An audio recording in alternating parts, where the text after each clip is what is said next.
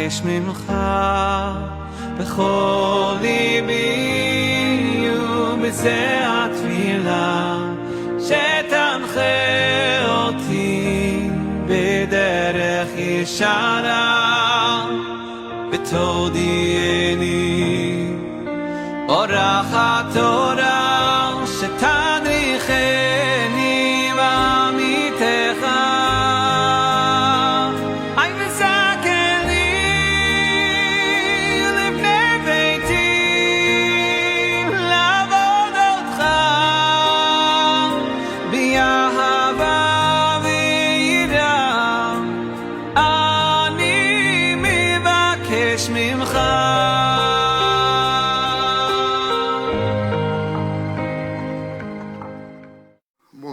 A todos, a graça e a paz. Vamos retomar o nosso estudo, que está no segundo livro de Samuel, capítulo 21. Estamos no final, faltando apenas alguns capítulos para terminar, né?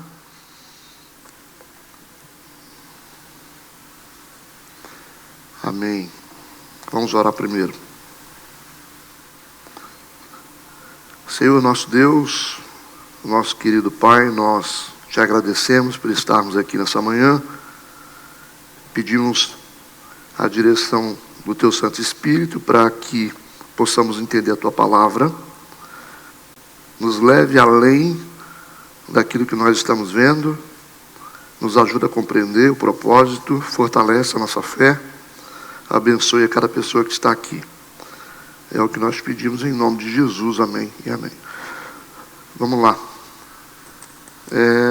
Vamos ler alguns versículos, pessoal. Segundo livro de Samuel, capítulo 21. E houve nos dias de Davi uma fome de 3 anos consecutivos. E Davi consultou ao Senhor, e o Senhor lhe disse: é por causa de Saul e da sua casa sanguinária, porque matou os gibeonitas. Então chamou o rei aos gibeonitas e lhes falou: ora, os gibeonitas não eram dos filhos de Israel, mas do restante dos amorreus. E os filhos de Israel lhes tinham jurado. Porém Saul, no seu zelo, a causa dos filhos de Israel e de Judá, procurou feri-los. Disse, pois, Davi aos gibeonitas: que quereis que eu vos faça? E que satisfação vos darei, para que abençoeis a herança do Senhor? Então os gibeonitas lhe disseram: não é por prata nem ouro que temos questão com Saul e com a sua casa, nem tampouco pretendemos matar pessoa alguma em Israel. E disse ele: que é, pois, que quereis que vos faça? E disseram ao rei: o homem que nos destruiu e intentou contra nós, de modo que fôssemos assolados sem que pudéssemos subsistir em termo algum de Israel. De seus filhos se nos deem 7 homens para que os enforquemos ao Senhor em Gibeá de Saul, o eleito do Senhor. E disse o rei: eu os darei. Porém o rei poupou a Mefibosete, filho de Jonatas, filho de Saul, por causa do juramento do Senhor que entre eles houvera entre Davi e Jonatas, filho de Saul. Mas tomou o rei os 2 filhos de Rispa, filha de Aiá, que tinha tido de Saul, a Armone e a Mefibosete, como também os 5 filhos da irmã de Mical, filha de Saul, que tivera de Adriel, filho de Barzilai, e o Latita. Os entregou na mão dos gibeonitas, os quais os enforcaram no monte perante o Senhor, e caíram esses 7 juntamente, e foram mortos nos dias da cega, nos dias primeiros, no princípio da cega das cevadas. Então Rispa, filha de Aiá, tomou um pano de cilício, estendeu-lhe sobre uma penha, desde o princípio da cega até que a água do céu caiu sobre eles, e não deixou as aves do céu pousar sobre eles de dia, nem os animais do campo de noite. E foi contado a Davi o que fizera Rispa, filha de Aiá, concubina de Saul. Então foi Davi, tomou os ossos de Saul e os ossos de Jonatas, seu filho, dos moradores de Jabes de Gileade, os quais os furtaram da rua de Bet-san, onde os filisteus os tinham pendurado, quando os filisteus feriram a Saul em Gilboa. E fez subir dali os ossos de Saul, os ossos de Jonatas, seu filho, e ajuntaram também os ossos dos enforcados. Enterraram os ossos de Saul e de Jonatas, seu filho, na terra de Benjamim, em Zela, na sepultura de seu pai Quis, e fizeram tudo o que o rei ordenara, e depois disso Deus se aplacou com a terra. Ok. É um capítulo que trata de reparação de veredas. Esse é um capítulo que nos ensina sobre isso. Reparar veredas é consertar o que está errado. Reparar veredas é, às vezes, ter que voltar no tempo e corrigir a rota ou tapar os buracos que nós fizemos. Isso significa reparação de veredas. Então, o capítulo 21 de Samuel, ele primeiro vai falar da disciplina espiritual de Deus, né? A gente vai ver aqui sobre a disciplina espiritual de Deus quando algo, ou algum propósito, ou algum acordo, ou alguma aliança é quebrada, né? O propósito do capítulo é mostrar, número 1, que existem crises que não nascem no nosso tempo. Ou seja, existem coisas que nós estamos vivendo hoje que não nasceram hoje, mas nasceram num tempo lá atrás. Entendido? Alguma coisa que não foi consertada, alguma coisa que não foi retificada, né? Ou restaurada, e a gente acaba sofrendo consequências hoje de algo que foi feito lá atrás, que não foi consertado. O segundo propósito desse capítulo é mostrar que existem consequências que sobrevivem à morte de quem as causou. A morte de quem causou, né, as consequências, às vezes não conserta, às vezes você tem que voltar no tempo e reparar outras coisas. Terceiro, exige reparação de alianças quebradas. Deus exige reparação de alianças quebradas. Então preste atenção na temática do capítulo. Deus exige reparação de alianças quebradas. Resumindo, antes de vencer gigantes externos, é preciso vencer pendências internas. Deu para entender? Antes de vencer gigantes externos, é preciso vencer pendências internas. Ok. Então vamos lá. Qual o propósito desse capítulo na vida de Davi? Qual o propósito, né? Número 1, resolver erros de gerações passadas. Senão ele não vai seguir adiante. Segundo, aprender que alianças quebradas têm consequências. Terceiro, entender que liderança exige reparação. Quarto, ensinar que o favor volta quando a justiça é restaurada. Quinto, mostrar que gigantes finais aparecem, mas não vencem homens tratados por Deus. Certo? Então esse é o propósito do capítulo, para a gente poder entendê-lo. Vamos lá. Eu peço a Deus que vocês coloquem para dentro aquilo que vocês ouvem, porque isso muda a vida da gente. Vamos para o versículo 1. Houve nos dias de Davi, olha só, houve nos dias de Davi. Nos dias de Davi, o Davi não está no auge, o Davi não está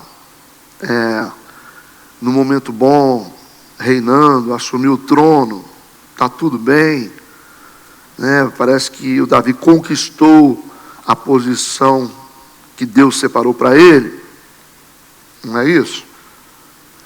Então, não era para estar acontecendo algumas coisas ruins, mas o texto diz que nos dias de Davi, ou nos dias de glória do Davi,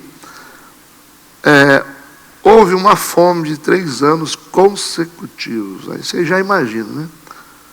Não chove, um povo que vive absolutamente da agricultura, da pecuária. E agora eu te digo, como um povo sobrevive com a seca de 3 anos, não tem chuva, os rios estão secos, O texto diz que houve nos dias de Davi uma fome de 3 anos consecutivos. Então, assim, como que a gente vai lidar com os problemas quando a gente está numa posição de sucesso? É uma pergunta. É porque na posição de sucesso também acontecem problemas. O texto diz, e Davi consultou ao Senhor. Ok, tudo certo, consultou a Deus. E o Senhor lhe disse, é por causa de Saul e da sua casa sanguinária, porque matou os gibeonitas.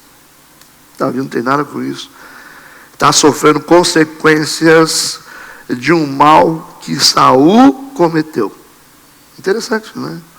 Então, aqui está a prova de que quando a gente tem um problema para resolver, a gente não tem que olhar simplesmente para o hoje, a gente tem que olhar para o ontem. Ok? Para o ontem. Porque se você olhar para o hoje, você vai acusar pessoas que não têm culpa. Pessoas que não têm nada a ver com aquilo que você está vivendo. Você vai falar, poxa, não está dando certo isso, eu estou deslocado, não consigo, não tenho apoio, por que minha vida não dá certa? Olha, não é só olhar para o hoje, presta atenção, a gente tem que olhar também para o ontem. O texto é claro, houve nos dias de Davi uma fome de 3 anos consecutivos, e Davi consultou o Senhor, e o Senhor lhe disse, é por causa de Saul e da sua casa sanguinária, porque matou os gibeonitas. Está aí. O problema é o seguinte, 400 anos antes, os gibeonitas, eles enganaram Josué, se vestindo com roupa rasgada, porque o Josué tinha uma determinação de Deus, ele deveria entrar em Canaã e exterminar todos os povos inimigos. E como os gibeonitas fingiram ser pessoas pobres, se vestindo com roupas de pobre rasgada, né, com pão bolorento nas bolsas, eles pediram para o Josué poupá-los. O Josué ficou com pena e falou, eu vou poupar vocês. Mas então, Josué, você tem que prometer isso em nome do Senhor. Você pode fazer isso? O Josué falou, eu posso, vou fazer. Vocês não serão tocados em nome do Senhor. Eu faço uma jura, eu faço uma aliança com vocês. Então, os inimigos foram poupados porque o Josué foi enganado por eles. Já que ele fez uma aliança com Deus, ele prometeu, então ele teria que cumprir. O mundo espiritual funciona assim. Então, o Saul lá na frente, o Saul diz o seguinte, eu não tenho nada a ver com esse negócio, eu vou matar os gibeonitas. E ele tenta exterminar os gibeonitas da terra. Só que quando ele tenta exterminar os gibeonitas, ele está quebrando a aliança que um líder espiritual de Israel tinha feito. Então ele tinha a obrigação de honrar. Quando ele começa a matar os gibeonitas, o que acontece? Desce uma maldição sobre Israel. E o Davi agora está experimentando 3 anos de seca e morte. Está morrendo muita gente, está morrendo animais, está morrendo tudo. O Davi vai falar com Deus. Aí Deus disse, é por causa do Saul, da sua casa sanguinária, porque matou os gibeonitas. Entendido? Está explicado? Mas eu não tenho nada com isso, eu não tenho nada com isso, mas você está dentro de um sistema espiritual, onde existem alianças que foram feitas lá atrás e precisam ser cumpridas. Entende? A fome aqui era um meio de punição divina. Lógico, punição divina que tinha por objetivo levar o povo ao arrependimento. Essa era a ideia, né? Vamos ler Deuteronômio 28, para a gente entender como funciona isso espiritualmente. Vamos ler. Deuteronômio 28, verso 47 e 48. Olha o que Deus vai dizer. Porquanto não servistes ao Senhor teu Deus com alegria e bondade de coração, pela abundância de tudo, assim servirás aos teus inimigos que o Senhor enviará contra ti, com fome e com sede e com nudez, com falta de tudo, e sobre o teu pescoço porá um jugo de ferro até que te tenha destruído. Então a desobediência, ela gera a escassez. A desobediência gera a fome, a falta de chuva, a falta de provisões. É isso que Deuteronômio 28, que está na lei de Deus, diz, porque é um princípio que foi violado. Há uma desobediência de Saul, que o Davi, como assumiu o trono, agora foi para a conta dele esse débito. Entendido? Alguém quer fazer pergunta? O Davi, ele vai cometer um acerto aqui e um erro dentro desse versículo. Eu vou ler de novo, para ver se vocês raciocinam. Vamos lá, vou ler de novo. E houve nos dias de Davi uma fome de 3 anos consecutivos, e Davi consultou o Senhor, e o Senhor lhe disse: é por causa de Saul e da sua casa sanguinária, porque matou os gibeonitas. Eu quero que vocês me digam qual foi o acerto de Davi e qual foi o erro dele nesse versículo. Vamos pensar?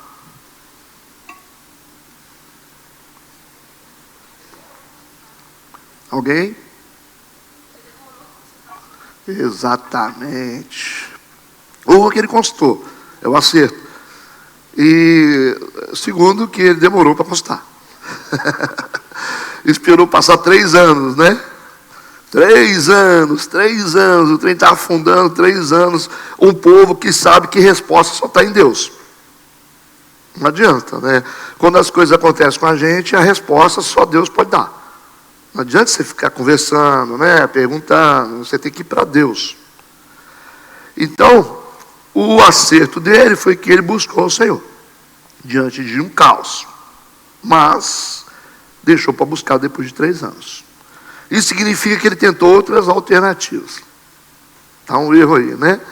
Quanto mais você enrola para buscar o acerto no espiritual, mais tempo dura a sua dor. Né? Coisas nossas se resolvem assim, ó. Entendido? Não é com conversa, não é com documento, não é com assinatura, não é com bate-boca, não é com fofoca. Ai, Deus, faça com que o povo entenda o que eu estou falando. Não é aqui, ó. É com Deus que a gente resolve as coisas. Né? A gente nunca deve responsabilizar os outros pelo nosso caos. A gente tem que buscar de Deus para saber o que está errado. As nossas guerras, nunca terceiriza a culpa disso. Ou seja, ninguém tem poder para parar os processos de Deus na sua vida, a não ser você mesmo. Entende? Você já pensou se Deus levantasse homens e mulheres cristãos que pudessem ser parados ou serem parados, tá, por pessoas assim? O reino de Deus acabava. Entende? Acabava, porque toda hora você toma um embate, alguém fala alguma coisa, então assim.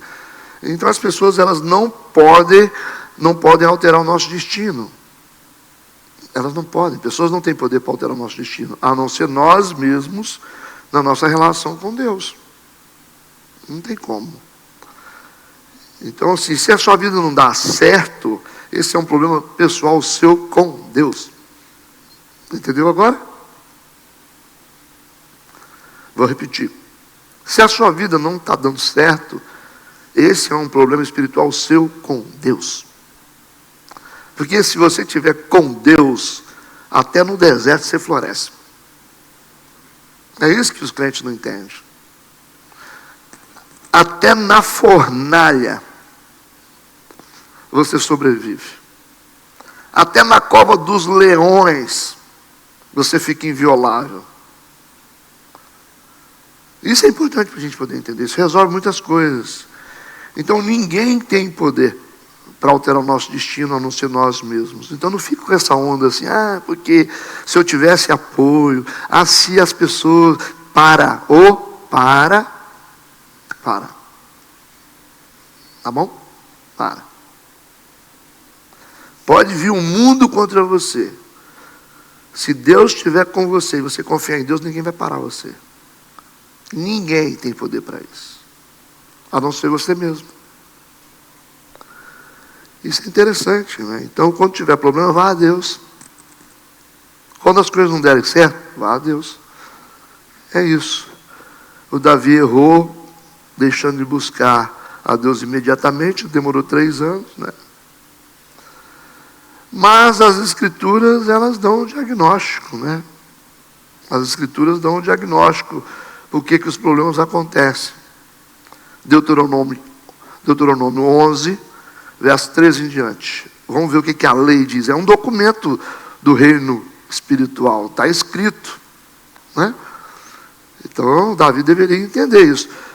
E será que diligentemente obedeceis aos meus mandamentos, que hoje vos ordeno, de amar ao Senhor vosso Deus e de o servir de todo o vosso coração, de toda a vossa alma, então darei a chuva da vossa terra a seu tempo, a temporã e a serôdia, para que recolhais o vosso grão, e o vosso mosto, e o vosso azeite, continua, e darei erva no teu campo aos teus animais, e comerás e fartar-te-ás.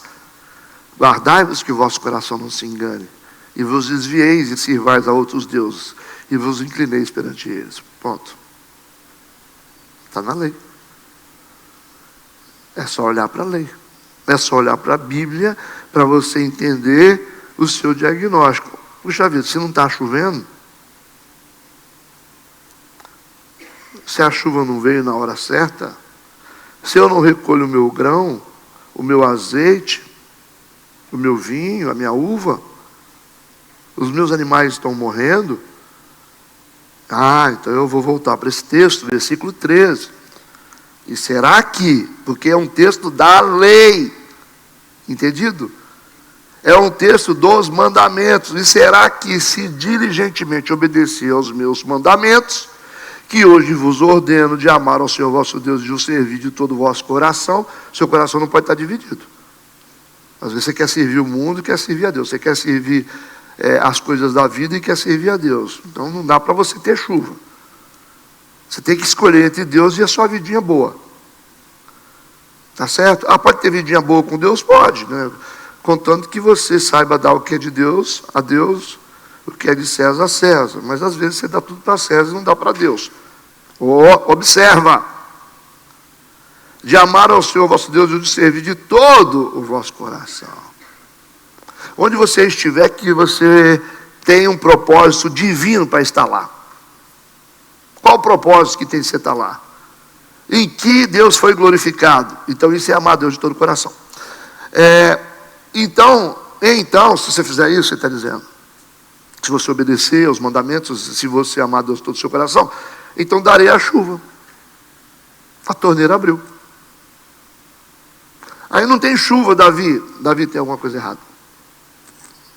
Davi, se não tem chuva, Davi, você deveria saber que existe alguma coisa errada, Davi. A dor é um sinal de que algo não está certo na nossa vida. Por mais que vocês tenham boa vontade, a gente pode viver uma prova. Prova tem tempo de validade. Agora, prova há 3, 4, 5, 6 anos. O que é isso? Isso já não é prova, isso já é um caos institucionalizado. Que você não está entendendo. A prova vem, Deus te mostra, Ele mostra o que está acontecendo. O que acontece no momento da prova? Deus vai te mostrar as coisas boas que estão acontecendo a partir das provações. Isso é só uma prova, para teste, porque você vai ver do outro lado saindo coisas boas. Você vai dizer assim, poxa, eu estou lutando muito.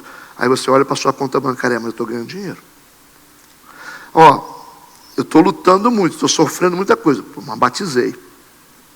Fiz discípulos. Eu estou lutando muito, mas estou crescendo. Estou na segunda empresa. Eu estou lutando, estão falando coisas, mas estou produzindo. Entende o que eu estou falando? A frutificação, ela revela que Deus está com você no caos. É isso. Ele vai te mostrar as coisas grandes que estão acontecendo. Ele vai virar os seus olhos e falar assim, olha só, está difícil aqui, mas olha a família boa que você constituiu. Olha o quanto você cresceu. Olha como que eu estou fazendo na sua vida. Então é assim que a gente lida com as coisas. Então a dor é um sinal de que algo não está certo, que Deus está consertando isso na sua vida, e que você tem que buscar saber o que está acontecendo. Vamos fazer uma investigação. Lembra do Jonas? Quando o barco começou a balançar na tempestade, os marinheiros falaram, tem alguma coisa errada. Cada um ora para o seu Deus aí, para ver. O Jonas desceu lá, para o fundo do porão. E eles foram consultar os deuses deles. Por que está acontecendo? Porque o mal está vindo sobre nós. Mas o mal estava lá embaixo. O problema era o Jonas, que não estava bem com Deus. Aí o Jonas fala, ó, é o seguinte, me joga para fora do barco, que acabou o problema. Porque era um problema com Deus que ele tinha. Então a dor é um sinal de que algo não está certo na nossa vida. Por mais que Deus esteja trabalhando, nos ajudando, nos aperfeiçoando, a dor está revelando uma enfermidade. A dor está revelando algo que precisa ser consertado, que algo está fora do lugar. Certo? E aí você começa a investigação, para poder saber por que algumas coisas estão acontecendo. Não tem chuva, por quê? Não tem colheita, por quê? Por que não... Mas, pastor, mas a gente tem prova, mas o choro pode durar uma noite, mas a alegria vem pela manhã. Não quer dizer que vai durar das 7 horas da noite até as 7 horas da manhã. Está dizendo que existe um prazo de validade para a dor. Mas quando a alegria não vem pela manhã, como é que está acontecendo? Amanheceu, deu 7 horas da manhã, não veio a alegria. Deu 8, 9, 10, aí a tristeza virou para outro dia. O terceiro, quarto, isso significa que tem um trem morrendo dentro da gente. Entendeu? Ou não? Estou ajudando vocês. Véio. Alguma coisa está morrendo dentro de nós. É isso que a gente não entende. Então Davi consultou a Deus. Querem fazer perguntas? Estou sentindo que eles estão querendo perguntar. Perguntem. Façam perguntas. Faça. Mas durante esse período, certamente, ele conversou com Deus. Então, talvez ele tenha feito a pergunta errada durante a oração. Isso pode acontecer, pode. Não é? Na vida da gente. Talvez ele também. cobrou. De forma errada, a gente... Só ele falou, Senhor, o que está... Talvez ele foi para Deus e falou assim, onde é que o Senhor está nisso? Por que o Senhor permite? Eu tenho que fazer a pergunta certa. Podia fazer a pergunta assim, onde é que está o problema? Pode ser também que não constou. Pode ser que estava tão poderoso que buscou recursos em outros lugares, né? Como a gente faz. A gente fica tentando resolver as coisas na força do braço. Aí você tem um caos, você liga para um, liga para outro, briga com o outro, fala, eu vou botar esse cara para fora da minha vida, eu vou fazer isso, e não sei o quê, eu tenho que acabar com esse casamento, eu tenho que sair dessa igreja, eu vou para outra. É assim. Só quando a gente vai para outra, a gente leva junto o problema. Esse é o problema, né? A gente acaba levando junto para onde a gente vai, a nossa tragédia vai atrás. Eu não estou dizendo que as pessoas não têm que sair de igrejas. Às vezes o seu tempo acabou. Às vezes foi só uma escola para você. Não pode regredir, né? Saia da igreja metodista, mas vá para uma melhor.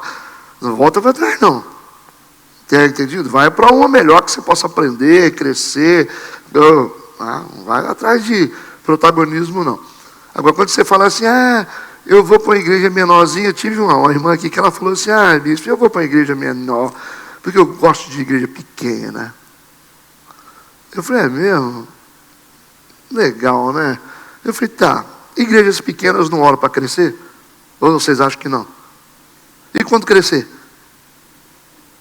Não vai servir para essa pessoa. Começou a crescer, que os valores mudam, que ninguém tem nada com a vida do outro mais, acabou que tititi, né? Às vezes você vem na igreja, a pessoa nem te vê, é assim coisa de igreja maior. A gente tem que amadurecer. Igreja maior, você não sabe da vida de todo mundo, irmão. Igreja maior, você tem um grupo de amigos, você não tem aquele monte de gente que vai lá, você vai chegar no restaurante, o cara está comendo carne com o outro e não te convidou. Não adianta você chorar. Nossa igreja, quando era pequenininha, se você sentasse na mesa com alguém, aí chegava, não me chamaram, não vou ficar nessa igreja não. O pessoal aqui sabe que nós já passamos. Não podia, não posta, gente, não posta o churrasco, que vai ter gente que vai sair da igreja. Não podia. Hoje eu dou glória a Deus que faz as coisas, eu vejo as pessoas fazendo. É isso mesmo. Cada um vai cuidando da sua vida. Você chega ali, não conheço fulano, não conheço mesmo. Não conheço. E vai, o Luiz Alberto, mais a pastora Bárbara, o pastor Luiz Alberto, eles batizam gente. Eu nunca conversei. Nunca sentei para conversar. Porque é eles que são os pastores direto deles, eles que discipularam. Então, faz parte, isso é coisa de igreja que vai crescendo. Entendeu? Mas aí a irmã falou assim que ela gosta de igreja pequenininha. O que essa irmã é? É uma erva daninha que vai dizer para a igreja assim, não cresça, não cresça, não cresça, não cresça, vou orar para não crescer. Essa igreja não vai crescer nunca onde ela estiver, porque ela vai dizer assim, eu não gosto de crescimento. Talvez não vai falar, mas está na cabeça, o crescimento me faz mal. Todo ser vivo saudável cresce.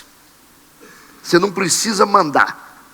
Uma árvore saudável cresce, uma criança saudável cresce. Crescimento faz parte da saúde. Saúde. Saúde. Todo ser vivo saudável tem que crescer. É obrigado a crescer. É a natureza dos seres vivos. Uma igreja que não cresce é porque está doente. Ela tem que batizar. Ela tem que chegar gente. Ela tem que discipular pessoas. Ah, mas eu não gosto de igreja que cresce. Que inferno isso, hein?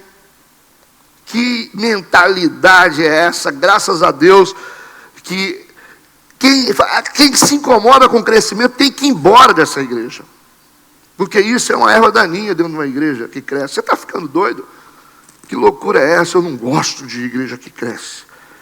É como se você dissesse assim, eu não gosto, né, de ter uma casa grande. Eu não gosto, né, de crescer como pessoa. É mais ou menos isso. É o espírito de miséria e comiseração. Vai lá, né, para a igreja de 15, você sabe da vida de todo mundo, né? Você vigia todo mundo no Instagram, a roupa que a irmã comprou, você sabe de tudo, né? Vai para lá, igreja de 15. Se tiver uma festa de aniversário, tem que chamar todo mundo. Se esqueceu um, hein? Se esqueceu um. Né? Vai para lá. Né? A fofoca corre solta, tá tudo controlado, mapeado, né? Você sabe até das entranhas das pessoas. Aqui não, filho. Aqui não. Quem é você? Nunca fui na sua casa, né? Não vai, né, filho? Faz por onde, né? Respeita protocolo que você entra lá. É assim que funcionam as coisas. Fulano não conversa comigo, lógico. Você é fofoqueiro. Aqui os fofoqueiros as pessoas são treinadas para expurgar os fofoqueiros. A pessoa fala, eu estou isolado nessa igreja, ninguém conversa comigo. Pensa bem, talvez você é fofoqueiro demais, o pessoal está treinado, instruído pelo pastor para não te dar conversa. Quando você se sentir isolado, esse pode ser um sintoma de que você é uma pessoa nociva. Porque as pessoas aqui são orientadas. Tire da sua vida gente que não te faz bem. Tire da sua vida gente que não te acrescenta nada. Tire da sua vida gente que é erva daninha. Tire da sua vida. A subtração é um fator poderoso. Às vezes muito mais do que a adição. Tirar, deixar ir, deixar sair. Pode crer no que eu estou falando. Então, estou sozinho. Não fui convidado para a festa. Ué, não sei. Por que você não foi convidado? Por que você não foi convidado? Não sei. Se eu fosse você, eu ia orar. Senhor, por que eu não fui convidado?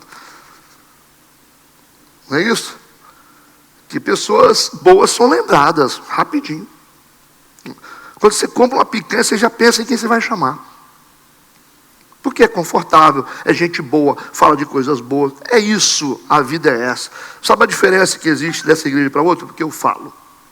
Essa é a diferença. Eu falo. Eu não sou baú para ficar guardando nada.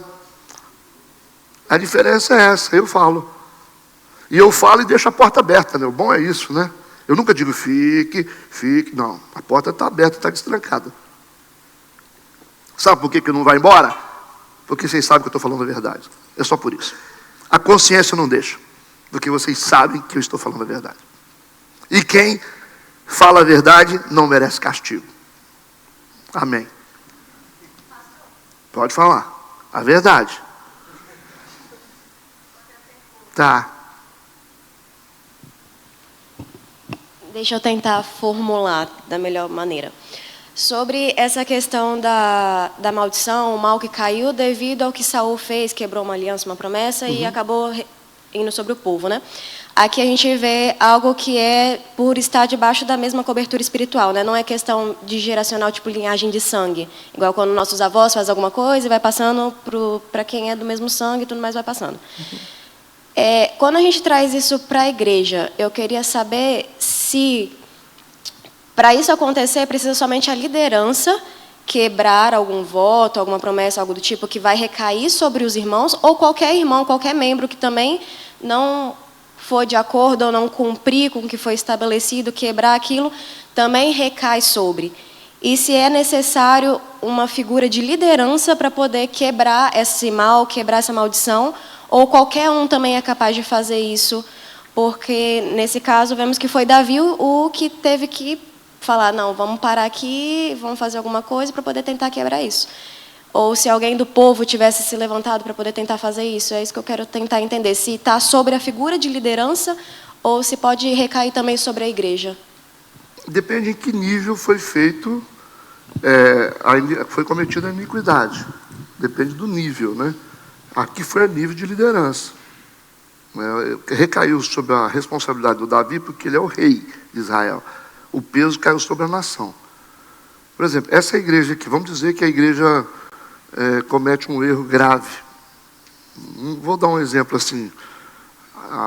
Eu me meto ou um líder, vamos colocar um cabeça, eu vou participar de um roubo aí fora. Entendeu? Recebi dinheiro iníquo. Isso pode legitimar dentro da igreja esse espírito. Entendeu? Pode legitimar, porque eu sou autoridade, eu sou a cobertura. O divórcio, por exemplo. Vamos supor se eu fosse um pastor que trocasse eu troquei de esposa. Tem pastor que troca, né? Eu acho que eu não vou trocar, não. Eu tenho 34 anos que eu estou casado. E o que acontece? Tem pastores que trocam de esposa, e tem igreja que acham normal. Eu já vi muitos. Né? Caso de novo, larga um caso de novo. Isso pode legitimar um espírito de divórcio dentro da igreja. Aqui na igreja, por exemplo, quando acontece alguma coisa, acontece um divórcio, aí beleza. Acontece o segundo, acontece o terceiro, aí você tem que começar a subir as antenas. Pode ter uma maldição instalada. Entendeu? Aí você tem que trabalhar para saber o que está acontecendo, de onde isso entrou. Às vezes você legitima um espírito, abrindo uma concessão, por exemplo. Vamos dizer que eu coloco para dentro da igreja, um casal que todo errado, né, ou coloco dentro da igreja um pastor que já trocou de mulher 5 vezes. Talvez não fui eu que fiz, mas eu legitimei. Aí o cara entra no hall de membro da igreja, o divórcio faz parte da vida dele, e eu coloco ele para ministrar. Aí eu posso legitimar um espírito de divórcio dentro da igreja, porque começa todo mundo a separar. Ou gente começa a dever demais, às vezes, né, você tem que olhar isso para saber se quando acontece no contexto coletivo da igreja. Coletivo, igreja. Eu não estou dizendo que o seu problema é responsabilidade pastoral, eu estou dizendo que pode ter uma influência. Igual quem entra no hall de membro, eu vou te dar um exemplo. Se eu pego e falo assim, vou dar um exemplo. Chega um cara aqui que ele é homossexual, ele fala assim, é o seguinte, eu sou homossexual, eu não quero saber de mulher, eu gosto de homem, ok? E eu pego e falo assim, não tem problema não. Pode fazer parte do hall de membro. Eu coloco ele dentro da Santa Ceia, voluntariamente, eu legitimei o espírito dentro da igreja. Eu abri uma concessão, sabendo e consciente. Se eu fizer isso sem consciência, aí não. Aí eu não tenho culpa. Se o cara faz para lá, eu não sei. Então tem coisas que você autoriza como líder que pode legitimar uma maldição para dentro da igreja. Lembrando que as maldições, elas existem, apesar de que algumas igrejas não acreditam, né? Elas existem com prova empírica que a gente acaba repetindo os problemas dos nossos pais, dos nossos antepassados. Existem 2 leis. A lei da responsabilidade, aquilo que o homem fizer, ele vai ser responsável. Existe a lei da herança, que às vezes você sofre um dano porque o seu pai fez.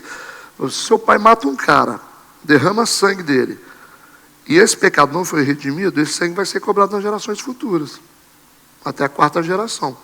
Isso é bíblico.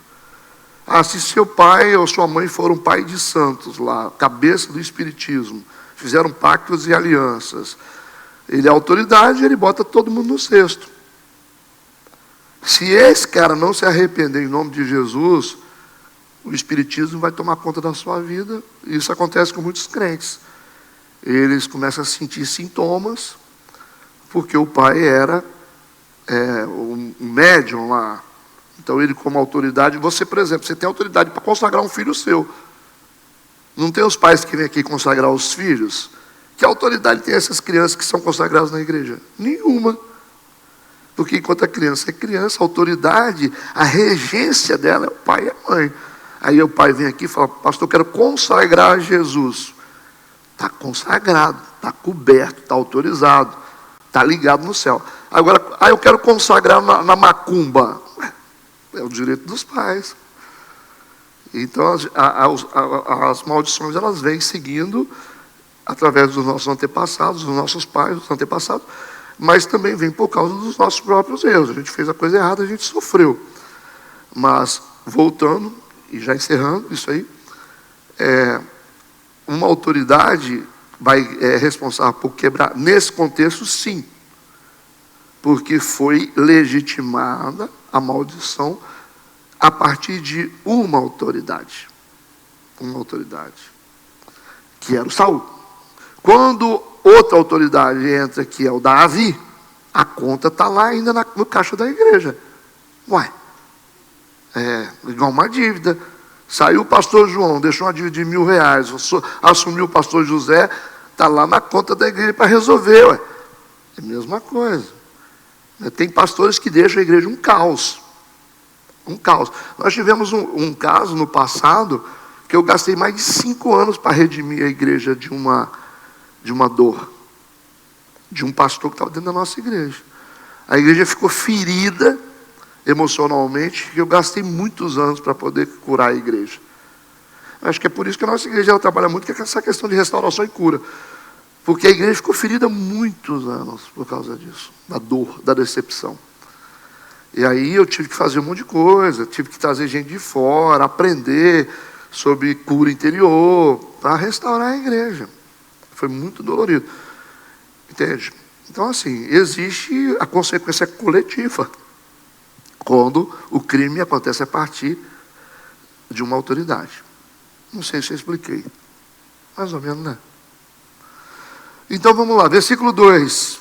Então, o Davi chamou aos gibeonitas e lhes falou.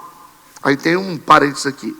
Ora, os gibeonitas não eram dos filhos de Israel, mas do restante dos amorreus, e os filhos de Israel lhes tinham jurado, porém Saul, o seu zelo, a causa dos filhos de Israel, e Judá procurou feri-los. Porque deixa eu explicar. Os gibeonitas, eles aparecem aqui como um povo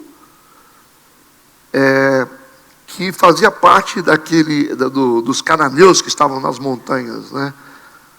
Então, é uma das tribos que deveriam ter sido exterminadas por Josué. Josué foi enganado, não exterminou. Quando se fala que amorreus são todos os povos cananeus que moravam na montanha, eram chamados de amorreus. Por isso que aparece gibeonitas e amorreus agarrados aqui no mesmo versículo. Gibeonita, especificamente, são povos cananeus. Os cananeus são os povos das montanhas, né? E são comumente chamados de amorreus. Então, quando você fala cananeus, gibeonitas e amorreus, é a mesma raça. Ok?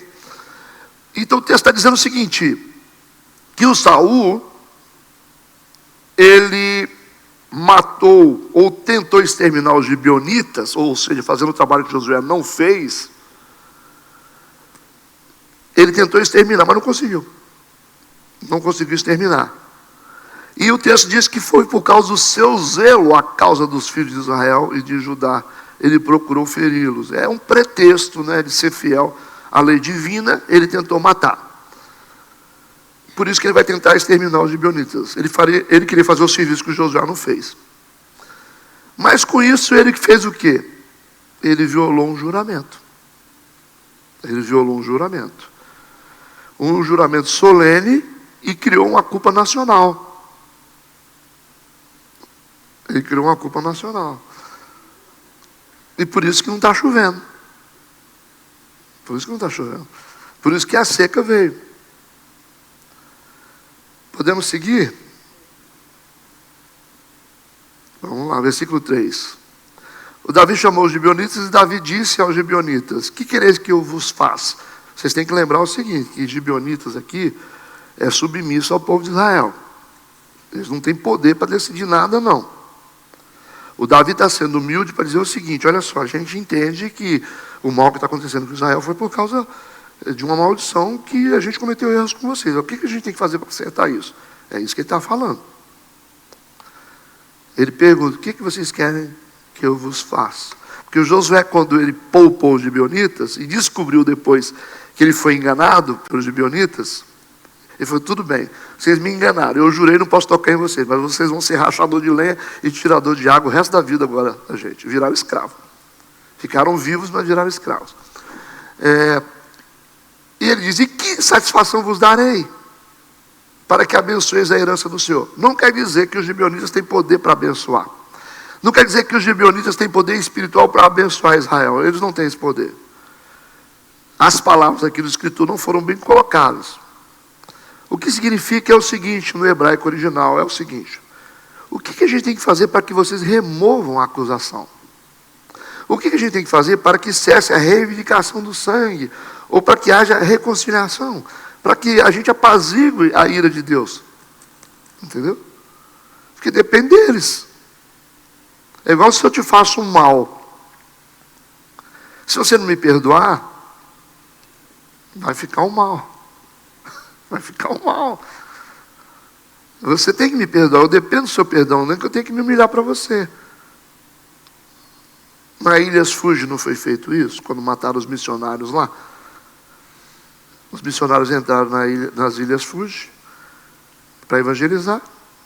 Os índios mataram os missionários, derramaram sangue na terra. A terra ficou amaldiçoada, não tinha peixe. As frutas ficavam tudo mirradinha, tudo, não tinha nada. Morreu tudo. Não chovia, não dava fruta, não crescia nada mais, a terra estava estéril, os peixes desapareceram todos. Mas ficou aquele negócio, né? Isso é real. As ilhas Fuji afundando, no sentido assim espiritual. Né? Aí um grupo de cristãos começaram a orar e perguntar a Deus: o que está acontecendo aqui? O que está acontecendo aqui? O que está acontecendo aqui? Aí Deus falou: olha só, no passado, quando os meus missionários vieram aqui para evangelizar, os povos da ilha, que eram eram índios, né, na verdade, acho que talvez não use nem esse nome, né, mas era a civilização que estava lá, mataram os missionários. Então o sangue deles foi derramado aqui na terra, a terra está amaldiçoada. O que tem que fazer? Deus falou: tem que pedir perdão. Os missionários eram americanos. Aí juntou as famílias da Ilhas Fuji e procuraram as famílias dos missionários, os filhos, os netos, trouxeram na ilha. Aí fizeram um ato solene no local onde os missionários foram assassinados e fizeram um ato público, pedindo perdão. O líder da tribo disse: a gente quer pedir perdão pelo sangue que foi derramado dos missionários aqui. Aí a família toda: a gente perdoa. Quando perdoou, foi só uma questão de semanas, os peixes começaram a pular nos rios. Aí nas Ilhas Fuji, banana dá desse tamanho assim. Ó. Você vê milho, não era igual ao nosso. Os milhos lá andassem diferente. Banana grande, milho, jaca, tudo gigante. Tudo esquisito. Assim, de tão fantástico que é, né? Tudo é muito grande, as frutas são grandes, os abacates são grandes, tudo grande. E os peixes não só ficam nos rios, eles pulam. Você vê eles pulando assim, ó. Olha na internet. Aí escreve na internet: Ilhas Fuji. O avivamento das Ilhas Fuji. É Fuji? Fuji. Depois você lê aí, depois me fala. Hoje, todo o governo é feito de cristãos. Senador, ministro, presidente, tudo cristão. Então, o que deveria acontecer nessa cidade aqui deveria ser uma bênção pela localização geográfica e por estar banhada por um rio. Nenhuma civilização banhada por rio foi pobre. Nenhuma. Os rios estão na cidade para demonstrar o poder da frutificação. O rio Nilo não fazia do Egito a maior capital econômica do mundo? Mesopotâmia, tudo banhado por rio. Então Deus aloja o povo na beira de um rio para ser próspero. O que Colatina é? Colatina é mais infeliz que Marilândia, mais infeliz do que Baixo Guandu, mais infeliz do que São Gabriel da Palha. Cidade suja. Vai a Marilândia, você vê como é que a cidade é limpa. Vai lá para você ver. Vamos pegar a cidade maior. Lá é pequenininho, vai para Vitória. Vê lá os lugares principais de Vitória, você vê como é que limpa a cidade daquele tamanho. Vai lá. Vai para essa cidadezinha, vai para Baixo Guandu, você vê a igreja grande lá, o tamanho das igrejas. Vai para São Gabriel, você vê a igreja grande, Baixo São Francisco, igrejas grandes, prósperas. E aqui? Aqui é o quê? Um caos. É um caos de igreja, que igreja centenária que não cresce. A igreja está passando de 100 anos, aquela brigaiada, uma confusão terrível. Um trânsito caótico, sem solução. Uma cidade imunda. Você chega no centro da cidade, você tem que andar assim para não pisar em caca de cachorro nessas calçadas. Os mendigos fazem o que querem. O PCC agora, o Comando Vermelho resolveu entrar por aqui, por cima, pelos morros agora, para dizer quem pode e quem não pode. Colatina, princesa do norte. Geograficamente, ela deveria ser o lugar mais poderoso de todas as regiões, porque foi colocada no lugar para ser poderosa. Corrupção na política, terrível. Elege todo tipo de gente. Está aí, né? Precisava de uma remissão. Talvez foram os botocudos, né, que mataram tanta gente ali perto da rodoviária, ali onde tinha botocudo que comia gente, né? Na colonização, as primeiras famílias foram devoradas, comidas pelos canibais, que eram os botocudos.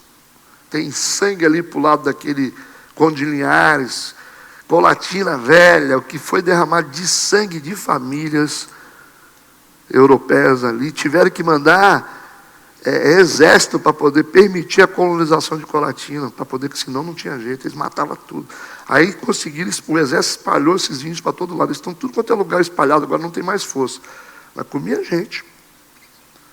Tem muita coisa aqui esquisita, né? Não sei. Vamos lá, isso aqui não é terra para amador não, né? Crente aqui tem que ter raça, sangue no olho, senão não vive não. Versículo 3, disse, pois, Davi aos gibeonitas, que quereis que eu vos faça, e que satisfação vos darei para que abençoeis a herança do Senhor, para que cesse o problema.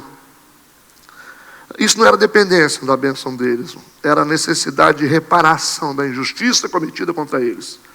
Versículo 4, então os gibeonitas lhe disseram, não é por prata nem ouro que temos questão com Saul e com sua casa, não é dinheiro que vai pagar. Nem tampouco pretendemos matar pessoa alguma em Israel, nem morte, a gente não tem essa intenção de matar pessoas de Israel aleatoriamente, disse ele. Aí Davi disse, que é pois que quereis que eu vos faça? Olha só a capacidade de Davi em resolver o problema, cara. Ele está disposto a sacrificar para poder resolver o problema coletivo. A gente sabe que os gibeonitas não têm autoridade, é um povo submisso, não tem poder para fazer vingança, mas o Davi quer resolver. Versículo 5, disseram ao rei, o homem que nos destruiu, quem? Saul. E intentou contra nós, de modo que fôssemos assolados, sem que pudéssemos subsistir em termo algum de Israel. De seus filhos se nos deem 7 homens. A gente quer da família. 7 homens têm que ser mortos, precisam ser mortos, para que os enforquemos ao Senhor em Gibeá de Saul, o eleito do Senhor. E disse o rei, eu os darei. Que isso, hein? Decisão difícil, né?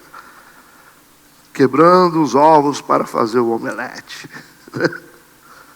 Sacrificar por uma causa maior. Isso. Eles evocaram aqui a lei de Números 35, versículo 31. Eles conhecem a lei. Números 35, versículo 31. O que diz a lei? E não recebereis resgate pela vida do homicida. Não adianta colocar dinheiro. para quem mata, que é culpado de morte, pois certamente morrerá. Ele falou, morte por morte. É lei, eles estão invocando essa lei. O pedido de 7 homens aponta para a justiça proporcional, que 7 é o número perfeito. Julgamento visível, encerramento completo da dívida. 7 representa o fechamento do ciclo de culpa. É uma justiça compensatória. Eles estão se baseando na lei. Isso é para os dias de hoje, pastor? Não, não é. Mas o que está ensinando a Bíblia aqui é o seguinte: não façam pactos. Não façam pactos. Não façam pactos. Não façam alianças. Porque quando você faz aliança aqui, Deus registra lá em cima.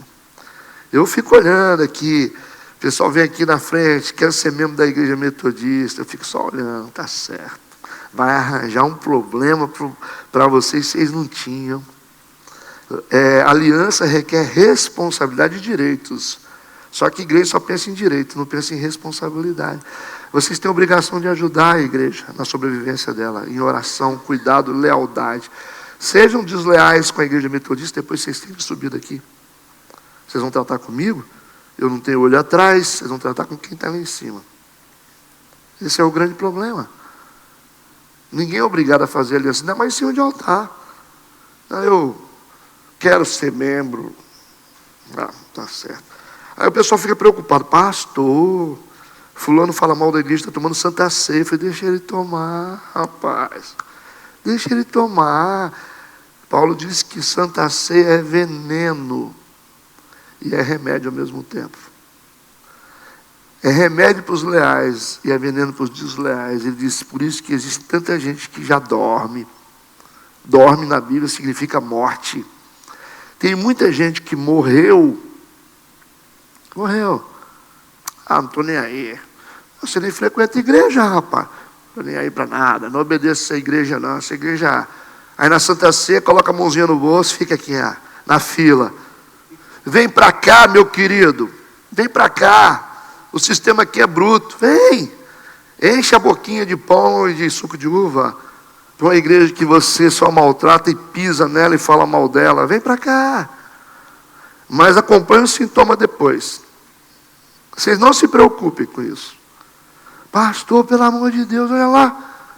Está vindo tomar Santa Ceia. Vem. Vem cá.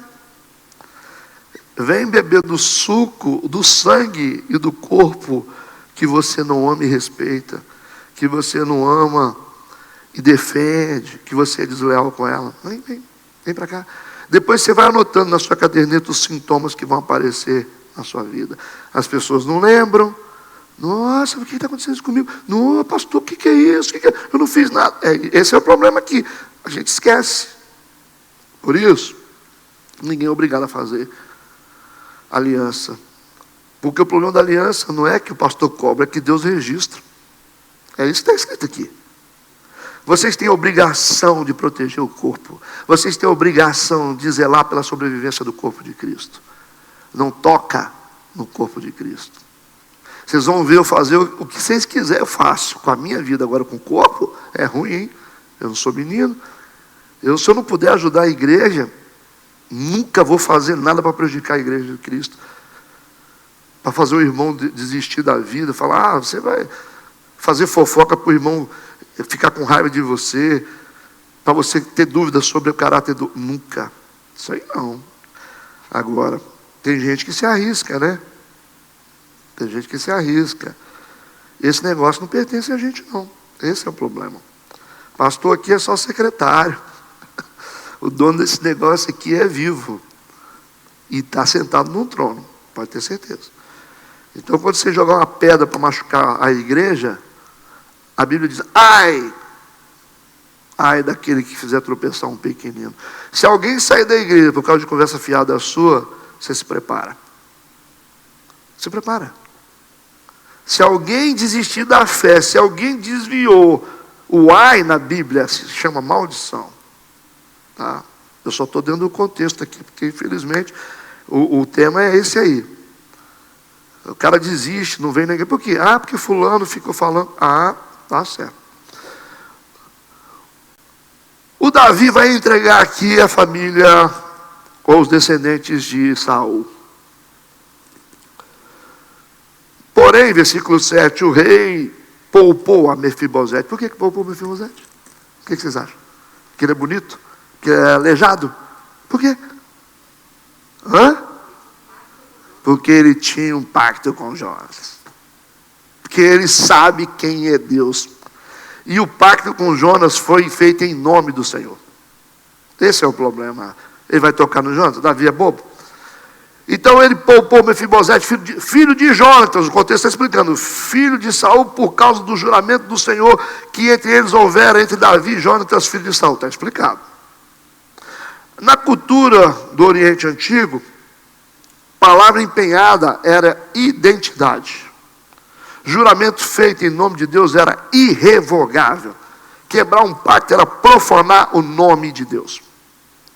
A aliança com os gibeonitas foi feita por Josué, em nome do Senhor. Por isso Deus exigiu reparação. Vocês botaram meu nome. Quem mandou vocês colocar o meu nome? Vocês botaram a minha assinatura embaixo, pegaram meu carimbo, vocês estão pensando o quê? Vocês não estão fazendo em nome do Senhor? Vocês não vieram aqui falar em nome do Senhor? Em nome de Jesus. Em nome... Ah, é? Tá certo. Da mesma forma, o pacto entre Davi e Jonatas também foi feito em nome do Senhor. Pode seguir lá atrás, vocês vão ver a história. Versículo 8. Mas o rei Davi tomou os 2 filhos de Rispa, que ela é filha de Aiá, que tinha tido de Saul, a Armone e a Mefibosete. Esse Mefibosete aqui é outro. Como também os 5 filhos da irmã de Mical, filha de Saul, que tivera de Adriel, filho de Barzilai, Meolatita. Então a Mical aqui não pode ter filho, por isso que não vai aparecer nada dela. Só o nome. Entendido? Versículo 9. E os entregou nas mãos dos gibeonitas, os quais os enforcaram no monte perante o Senhor. E caíram esses 7 juntamente. Foram mortos nos dias da cega, nos dias primeiros, no princípio da cega das cevadas. Versículo 10. Então Rispa, filha de Aiá, tomou um pano de cilício, estendeu-lhe sobre uma penha, perto do local onde os corpos estavam expostos dos seus filhos. É triste isso aqui. Quanto tempo que ela ficou lá? Desde o princípio da cega até que a água do céu caiu sobre eles. E não deixou as aves do céu pousar sobre eles de dia, nem os animais do campo de noite. Ela permaneceu, ela botou um acampamento do lado dos corpos que estavam pendurados, protegendo os cadáveres durante um longo tempo, a Bíblia diz, desde a colheita da cevada até as primeiras chuvas. Ou seja, ela ficou de abril até outubro, quase 6 meses ali acampada cuidando dos corpos. Essa é uma mãe, né? Essa é uma mãe que está sofrendo, né? Pela morte dos filhos. Muito, muito esquisito isso aqui, não é? É esquisito para a gente entender que a gente não pode simplesmente desistir dos acordos que a gente faz com Deus. A partir... Não é assim não. Não é assim não. É melhor não fazer voto. Conta comigo. Opa. Senhor. Cantando. Eis-me aqui, entrego a minha vida. Opa, presta atenção no que você está falando. Eu prefiro morrer do que não te servir. Presta atenção no que vocês estão falando. Presta atenção nas promessas, nos pactos, porque Deus registra. O peso das consequências são grandiosos e Deus não está negociando. Deus não está negociando. Vai ter chuva se tiver arrependimento, vai ter chuva se tiver perdão. Davi teve que ir a eles. Eles não falaram, não, ficaram quietos lá. Davi foi a eles. O que precisa ser feito? Matou o nosso povo, a gente tem que matar o de vocês. Como é que vai ser? Não existe perdão sem perder? Tem? Tem perdão sem perdão. Aí eu vou passar vergonha, pastor, se eu pedir perdão. Fazer o quê? Faz parte, sofre o dano, filho. Vai pensar que eu sou fraco, mas faz parte. Admitir que você errou para consertar as coisas. Porque aqui está claro. Os corpos estão pendurados. Pastor, será que esses caras que foram mortos não participaram da morte dos gibeonitas? Não sei. Talvez participaram, não sei. Não sei. Mas, está aqui, né? Versículo 11 a 14. E foi contado a Davi o que fizera a Rispa. Davi ficou impactado com o que a mãe fez. Filha de Aiá, concubina de Saul. Então foi Davi e tomou os ossos de Saul e os ossos de Jonatas, seu filho, dos moradores de Jabes de Gileade, os quais os furtaram da rua de Bet-San, onde os filisteus os tinham pendurado, quando feriram Saul em Gilboa. E fez subir dali os ossos de Saul e os ossos de Jonatas, seu filho, e ajuntaram também os ossos dos enforcados. Davi vai dar o enterro digno para eles. Enterraram os ossos de Saul e de Jonatas, seu filho, na terra de Benjamim, em Zela, na sepultura de seu pai Quis. Fizeram tudo o que o rei ordenara, e depois disso Deus se aplacou com a terra. Aí Deus falou, está liberado. Está tudo certo, Davi honrou, eles pagaram preço. A gente paga preço que a gente não tem culpa também, sabia? Os nossos pais aprontam aí, depois a gente fica carregando uma carga de trauma, uma carga de sofrimento, carga de falta de dinheiro, né? Falta de estudo. É o pecado dos pais dos filhos. Filhos que foram concebidos sem uma relação oficial, né? Fora de um casamento legitimado, problemas espirituais. Filhos que foram frutos de ameaça de aborto. Quantos filhos que falaram, a mamãe tentou me matar 2 vezes, e eu estou aqui. Pois é, mas você está aqui, mas como é que é uma pessoa que foi rejeitada a nível de aborto? Ela vai crescer o resto da vida com uma perseguição de rejeição. Procura qualquer pessoa adotada aí, se ela não tem trauma de rejeição. Só se ela não souber, né? Agora, se ela souber que ela era filha de outra pessoa e foi adotada, ela vai se sentir rejeitada, e nada dá bom para essas pessoas. É difícil, dá trabalho. Gente que sofreu danos, né, de abuso, perda de identidade, pecado dos pais e dos filhos. Pastor, mas os pais não têm culpa, não protegeu, né? A culpa do pai não proteger. Você tem um filho, você não protege seu filho, não? Você manda seu filho para a casa do outro lá, para dormir, você não vai procurar saber quem está lá, não? Então a culpa é sua. Você não ensinou seu filho, culpa sua. Você não deu educação, culpa sua. Você não corrigiu, culpa sua. Você não deu limites, culpa sua. Omissão é pecado. O que a gente tem uma responsabilidade de guardar os nossos filhos. A responsabilidade de guardar aquilo que pertence a Deus. Os nossos filhos são herança do Senhor. É do Senhor, é nosso. Não, nós somos secretários de Deus. Pastor, mas será? Eu falei, claro, vocês vão ver depois que eles crescerem. Vocês não são de Deus, porque Deus joga eles para qualquer geografia. Eles não têm geografia estabelecida por nós, é por Deus. Daqui a pouco eles vão para outra cidade, casam com as outras pessoas, a gente não sabe de nada. Então nós estamos criando pessoas para Deus. Então tem muita coisa para a gente entender que a gente não quer, né? A gente tem que tomar cuidado, a palavra é algo muito importante. O voto que você faz, a lealdade. Às vezes a pessoa fala com você as coisas, confia em você, você pega e fala para o outro. Então são coisas que a pessoa abre o coração, confessa um crime para você. Tem coisas que tem que tomar cuidado. Isso é muito registrado no céu. Agora, a gente fecha uma parte desse capítulo aqui, parece que ele tem 2 páginas, né? Porque o versículo 14, ele fecha. A ira de Deus se aplacou aqui sobre a terra, vai chover normal, vai voltar a fartura. Agora, a página é virada e o capítulo muda radicalmente.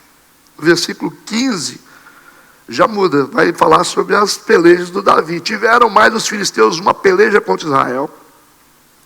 E desceu Davi com ele os seus servos, e tanto pelejaram contra os filisteus que Davi se cansou. E Isbe Benote, que era dos filhos do gigante, cuja lança pesava 300 ciclos de cobre, e que cingiu uma espada nova, intentou ferir a Davi.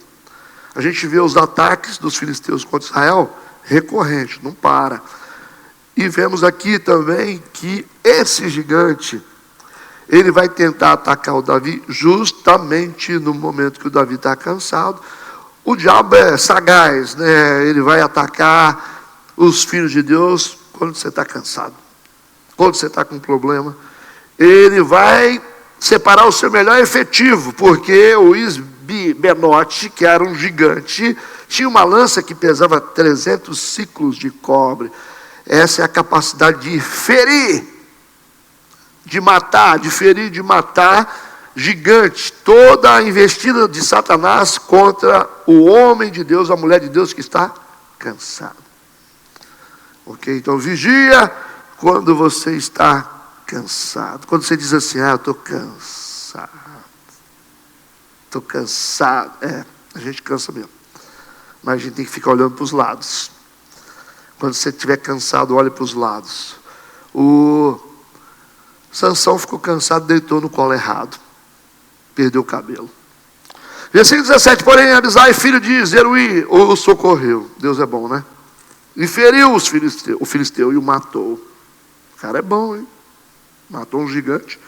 Então os homens de Davi lhe juraram, dizendo, nunca mais sairás conosco a peleja, para que não se apague a luz ou a lâmpada de Israel. O que é importante aqui? Nós estamos no final. Fica acordado aí. O Davi representa a lâmpada de Israel. Se pessoas específicas forem destruídas, todo mundo vai ficar no escuro. Lascou, hein?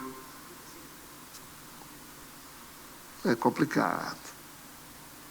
Eles estão falando algo muito importante. Davi, você é um cara específico. Se você cansar na guerra e for ferido ou morto, vai faltar luz para todo mundo aqui. É uma realidade. Existem pessoas que são lamparinas, cara. Não tem jeito.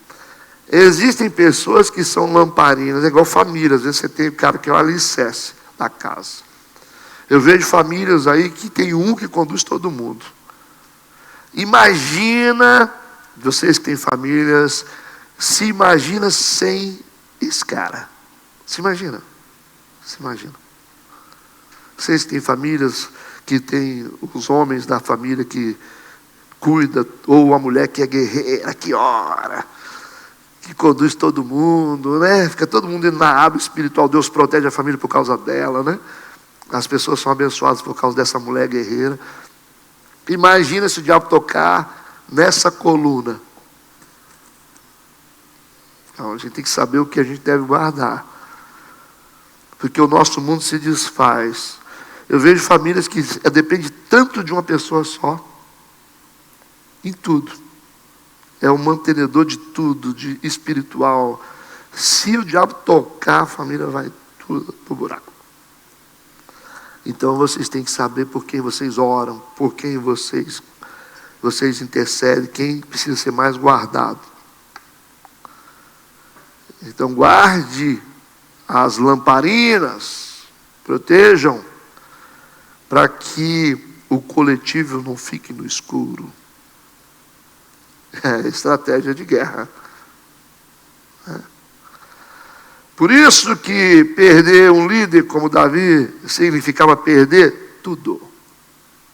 Eles estão dizendo aqui, vai apagar a lâmpada de Israel. Davi não sai mais conosco. Davi não vai mais para a guerra. Deixa que a gente luta por você. Versículo 18. Aconteceu, versículo 18. Aconteceu depois disso que houve em Gobe ainda outra peleja contra os filisteus. Então Sibecai, ou Uzatita, feriu Asaf, que era dos filhos dos gigantes. É só narrativa de guerra, tá? Para fechar o capítulo. Houve mais outra peleja contra os filisteus em Gobe. E Anã, filho de Jaré, Orejim, o belemita, feriu Golias, o giteu. Não é o mesmo Golias, tá? De cuja lança era haste como órgão de um tecelão. Versículo 20, houve ainda também outra peleja em Gate, onde estava um homem de alta estatura que tinha em cada mão 6 dedos. Que isso? Em cada pé outros 6, 24 ao todo também esse nascera do gigante. No versículo 21, injuriava Israel. Porém, Jonatas, é o outro Jonatas, filho de Simei, irmão de Davi, o feriu. Estes 4 nasceram ao gigante em Gate e caíram pela mão de Davi e pela mão dos seus servos. As guerras não param. Não importa se você está no alto ou no baixo, as guerras não param. Certo? Se você pensa que você ficou bem de vida agora, que as guerras vão parar, você está muito enganado. Se você pensa que você se tornou uma pessoa muito espiritual, se você pensa que as guerras vão parar, você também está muito enganado. Ok? Fechamos mais um capítulo hoje, aberto para as perguntas. Vamos lá. Alguém quer fazer pergunta? Certo. Vamos encerrar. Eu proponho encerramento. Vamos orar. Deus, obrigado por esse tempo na tua casa, na tua presença. Nos leve em paz para os nossos lares. Que tenhamos um dia abençoado. Um dia de preparação espiritual para que possamos hoje glorificar o teu sagrado nome. Em nome de Jesus, que tenhamos um culto muito abençoado. Um culto revelador, cheio da tua presença. Usa todos os ministros em nome de Jesus. Amém e amém. Vamos lá.